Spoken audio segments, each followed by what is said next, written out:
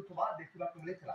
ନୀଳଚକ୍ରର ଚାରି ପାଖରେ ଏହି ଚିହ୍ନଟି ପତିତ ପାବନ ବାନର କିଛି ଅଂଶ ଧରି ବୁଲୁଥିବା ଦେଖିବାକୁ ମିଳିଥିଲା ଏବଂ କିଛି ଭକ୍ତ ଏହି ଦୃଶ୍ୟଟିକୁ ଦେଖିବା ପରେ ନିଜ ମୋବାଇଲରେ ମଧ୍ୟ ଏହି ଚିତ୍ରଟିକୁ କଏଦ କରିଥିଲେ।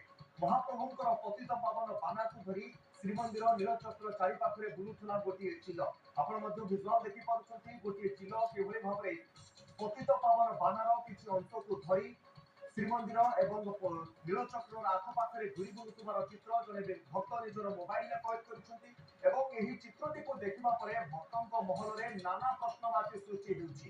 ଏହା କେଉଁ ଆଡେ ଇଙ୍ଗିତ କରୁଛି? କାରଣ ଶ୍ରୀମନ୍ଦିରର ପତିତ ପାବନ ବାନା ପତିତ ଉଦ୍ଧାର ପାଇଁ ଶ୍ରୀମନ୍ଦିର ଉପରେ ଉଡା ଯାଇଥାଏ, କିନ୍ତୁ ଯେତେବେଳେ ସେହି ପତିତ ପାବନ ବାନାର କିଛି ଅଂଶକୁ ଚିଲ ନେଇ ଉଡିବ ତା ପରବର୍ତ୍ତୀ ମୁହୂର୍ତ୍ତରେ କେଉଁ ସଂକେତ ଦେଉଛି ତାକୁ ନେଇ ଭକ୍ତଙ୍କ ମହଲରେ ନାନା ପ୍ରଶ୍ନବାଚୀ ସୃଷ୍ଟି ହେଉଛି।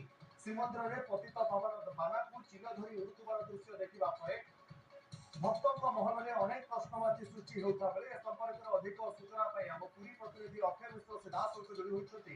ଅକ୍ଷୟ, ଶ୍ରୀମନ୍ଦିରର ପତିତ ପାବନ ବାନା ପତିତ ଉଦ୍ଧାର ପାଇଁ ଶ୍ରୀମନ୍ଦିର ଉପରେ ଲଗାଯାଇଥାଏ ଏବଂ ଏହାକୁ ଦର୍ଶନ କରି ପତିତ ମାନେ ଉଦ୍ଧାର ହୁଅନ୍ତି, କିନ୍ତୁ ସେହି ବାନାକୁ ଯେତେବେଳେ ଚିଲ ଧରି ଆକାଶରେ ଉଡିବ ଭକ୍ତଙ୍କ ମହଲରେ ନାନା ପ୍ରଶ୍ନବାଚୀ ସୃଷ୍ଟି କରୁଛି ଏ ଦୃଶ୍ୟ।